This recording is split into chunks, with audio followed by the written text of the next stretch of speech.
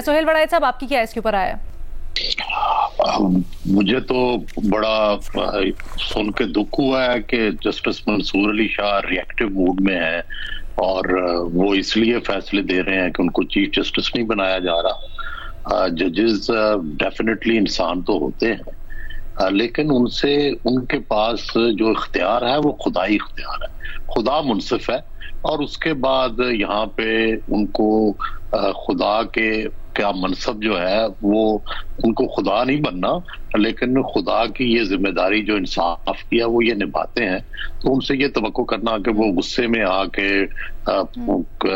आइन के खिलाफ फैसले दे देंगे, वो जो है वो पार्लियामेंट के खिलाफ फैसले दे देंगे, मैं तो इससे इत्तेफाक नहीं करता। मेरा ख्याल है ये हुकूमत का तासुर है। बिलावल सब कहते हैं ये हुकूमत का तासुर है।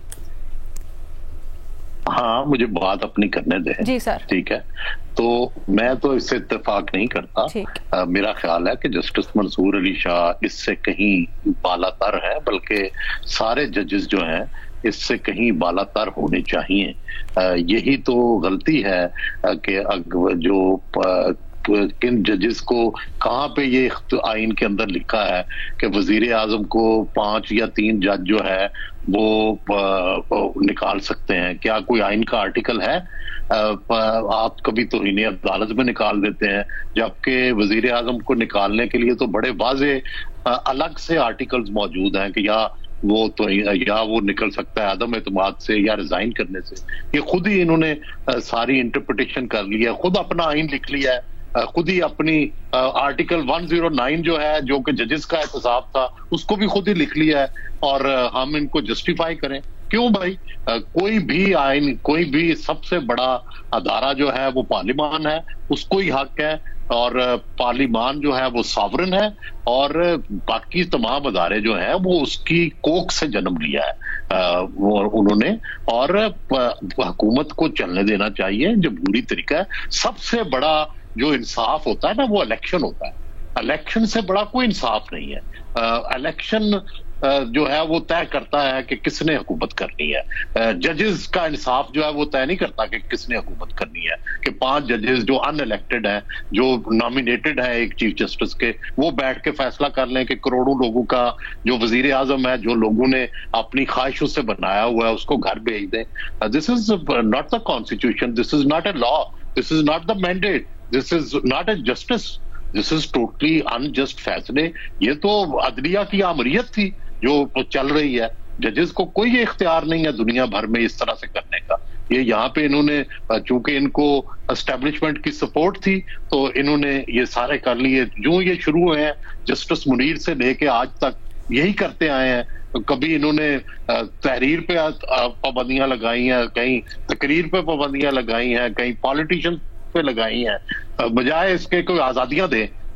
दुनिया भर में सुप्रीम कोर्ट्स इसलिए होती हैं कि वो लोगों को आजादियां दें, वो लोगों के लिए आसानियां फराम करें, आइन की वो इंटरप्रिटेशन करें जिससे कि ह्यूमन राइट्स प्रोटेक्ट हो, आइन की वो इंटरप्रिटेशन करें जिससे जमहूरियत मजबूत हो। इन्होंने हमेशा आइन की वो इंटरप्रिटेशन की है जिससे आजादियां खत्म हो, जिससे मेंबर पार्लियामेंट के ऊपर और पाबंदियां लगें। कभी 62 का वो कर देते हैं, कभी 63 की कर देते हैं, कभी जो है वो वजीर आजम के ऊपर पाबंदियां लगा देते हैं, कभी कुछ कर देते हैं। ये इस तरह से तो ये अदलिया जो है उसी को हुकूमत दे दें, जजेस को दे दें हुकूमत, ये चला के दिखाए ना जरा। अगर ये प्राइवेटाइजेशन के भी फैसला जस्टिस इफ्तिखार चौधरी ने करना है, गवर्नेंस का फैसला भी यही करना है, इन्होंने करना है, आईजी भी वहीं बुला के इन्होंने बिठाए होने हैं, चीफ सेक्रेटरी जो है वो भी वहां उन्होंने रोज बुला के उनकी जवाब तलबी करनी है, तो फिर सारी गवर्नेंस भी उनको दे दें।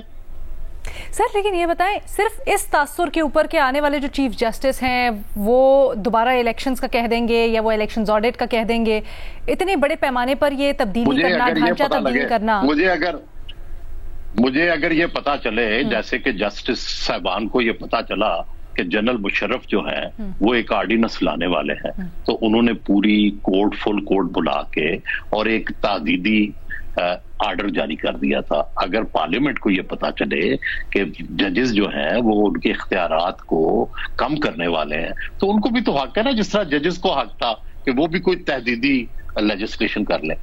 कि क्या जो सॉवरन पार्लियामेंट है वो हाथ बांध के बैठी रहे कि जी आप हमारे इख्तियारात ले लें जनाब, आप हमें निकाल लें जनाब, आप हमें कत्ल कर लें जनाब, आप हमें फांसी दे लें जनाब, आप हमें तौहीन अदालत का नोटिस दे दें, आप हमें करप्ट करार दे दें।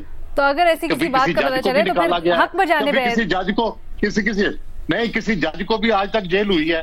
ये जो करप्शन के केसेस होते हैं अरकान पार्लियामेंट को तो आप जो है वो पहले निकालते हैं फिर जेल भेजते हैं, तो जज घर चला जाता है, उसको पेंशन भी मिल जाती है। क्यों? ये बड़ी दिलचस्प बात कही है सुहेल वड़ाइच साहब ने